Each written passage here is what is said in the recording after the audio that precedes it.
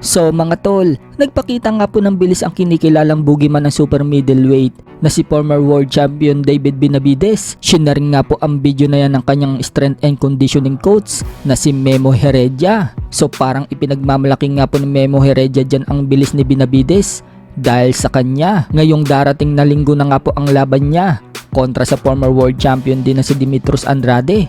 Title eliminator nga po sa WBC ang nakataya sa laban na yan.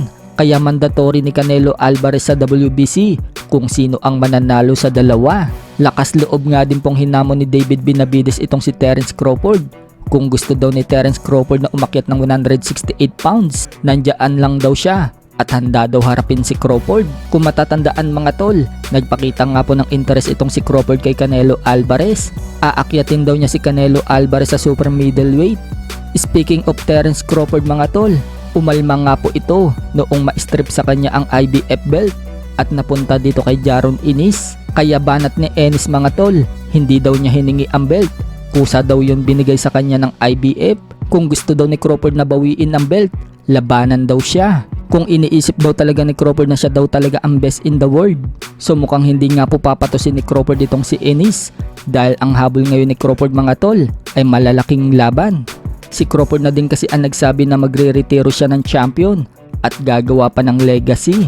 Hindi nga daw niya gagayahin si Manny Pacquiao na boxing daw ang nagparetiro. Mga ilang laban na lang din siguro, isasabit na ni Crawford ang gloves niya. Kung si Pacquiao lumaban pa sa edad ng 40 mahigit, mukhang siya mga tol, hindi nalalaban pang nag-edad na siya ng 40.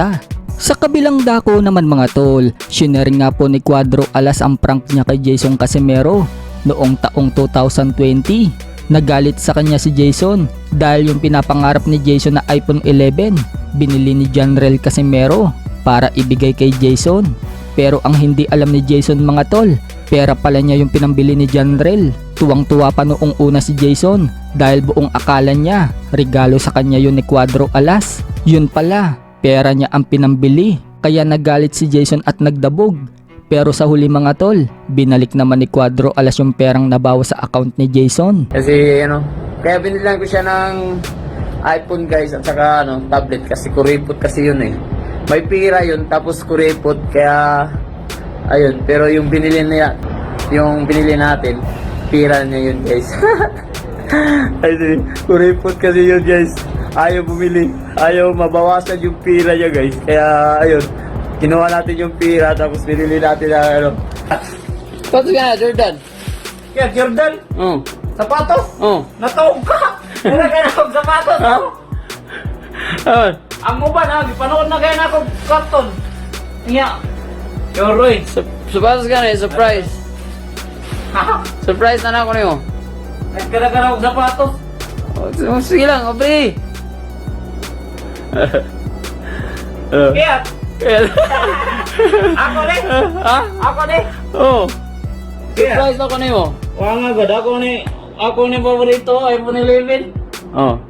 Yoroy. Oo. Napay tablet. Oh, tablet. Mga Apple lagi ni. Bibilan kita ng tablet para sa anak mo. Ano yun? Dugay na yun ako gagawin pangarap pa. Kaya nga, sabi mo pinapangarap mo na Apple ha, sponsor ha. Kaya sabi mo pinapangarap mo yan, kaya pinila na kita. At saka binigyan kita ng pira. Tingnan mo yung yung account mo sa sa bank mo. Pira din? Oo, pira din. Binigyan kita ng pira. Ewan ba, masing mo lang kung kika ng prank pa. Hindi yan prank. Binigyan kita ng bonus pira. Tingnan mo yung account mo. Yeah. Nawa na nagay.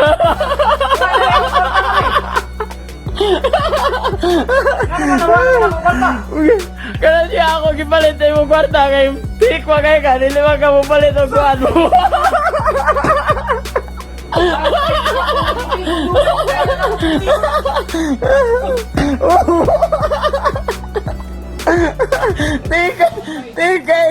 Tikay ka, nili ka mo palit ang kuhan.